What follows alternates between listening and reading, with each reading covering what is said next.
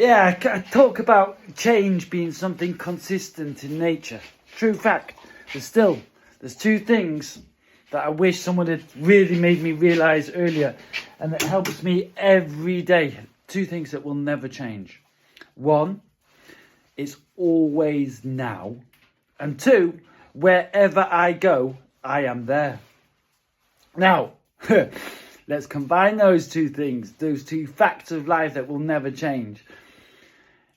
If I'm not happy with myself, now is the best time to change it. If I'm happy with myself, now is the best time to change it. And right now, in this moment, I'm hungry, so now's the best time to feed me. Right, you get what I mean? Right now, you can be you, and that's all you can be. So if you go looking for yourself,